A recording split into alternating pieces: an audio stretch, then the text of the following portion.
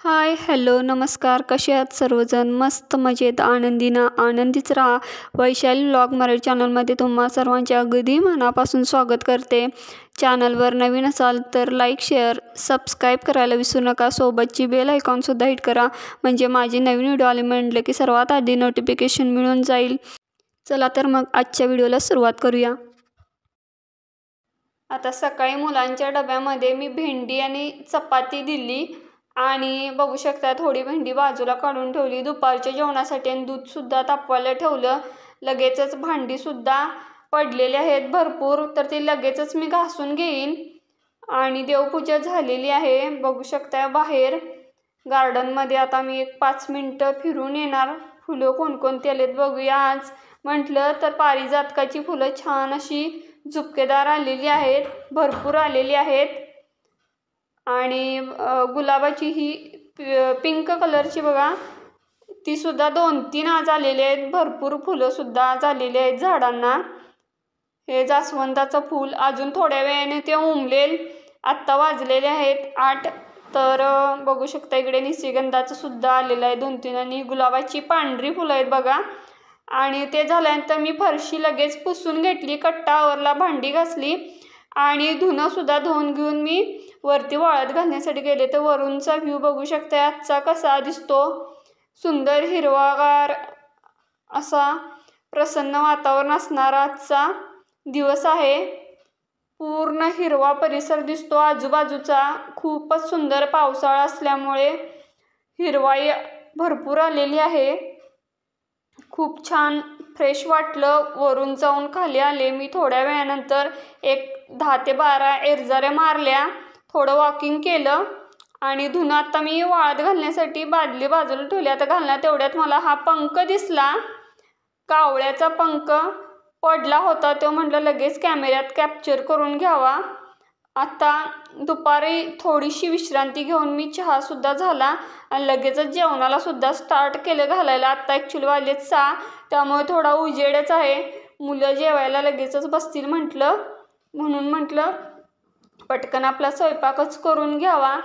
थोडा मुलांना शाबू हवा होता म्हणून भिजवलेलाच होता सकाळी मिस्टरांसाठी. तोच म्हटलं लगेचच फोडणी घालावी आणि मुलांना भूक लागली होती म्हणून त्यांना मी शाबू फोडणी घालून देत आहे. आणि त्यानंतर लगेच मी स्वयंपाकाला सुरुवात करणार. शाबू झाल्या तर रात्रीच मी भिजत घातला होता. घालताना जास्त घातल्यामुळे केव्हाही खाता येईल म्हटलं. मुलं भूक लागली सारखं म्हटली की तेच मी टाकून देते म्हटलं फोडणीला. आजच्या दिवसातला मला जो काही छान अनुभव आलेला आहे तो तुमच्याबरोबर मी आता शेअर करत आहे. तर मी जेवायच्या अगोदर देवाला सुद्धा नैवेद्य दाखवते, सोबतच बाहेर कावळ्याला सुद्धा लगेचच नैवेद्य ठेवते.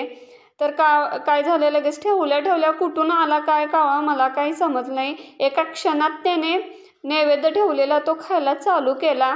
मला फार आनंद झाला आणि सकारात्मक ऊर्जासुद्धा मिळाली.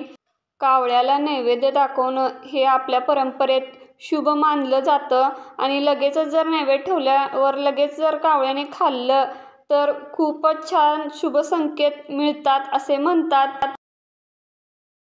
आणि तोच अनुभव मला सुद्धा आला. आजच्या दिवसात शुभ संकेत लगेचच मला एका तासात मिळाले.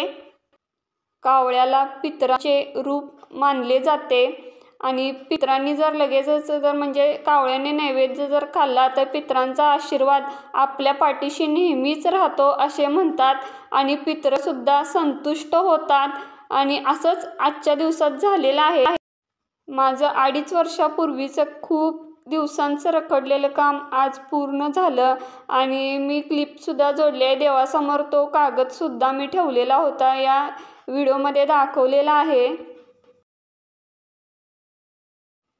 थोडं मला बाहेर जाऊन यायचं होतं, बाजारात जाऊन आले आणि कपडे लगेचच चेंज केली आणि जेवणाला घातलं. बघा मोडं आणली होती हिरवी, ही स्वस्त मिळतात आमच्या इथे. 10 रुपयाला भरपूर अशी देतात.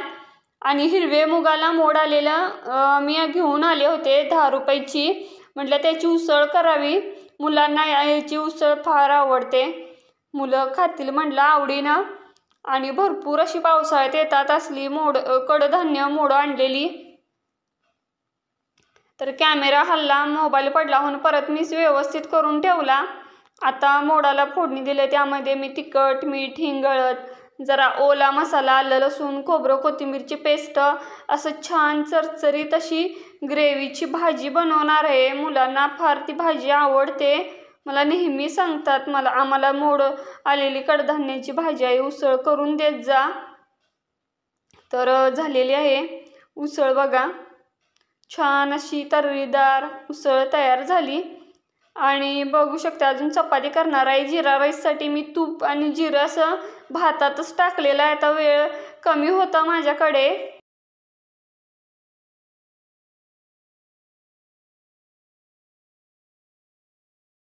आता चपात्या करून लगेच जेवायला बसणार. आजचा व्लॉग कसा वाटला ते नक्की कमेंट करून सांगा. आवडला असल्यास तर लाईक करायला विसरू नका.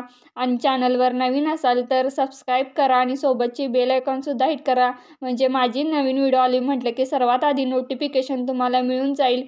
Thank you so much.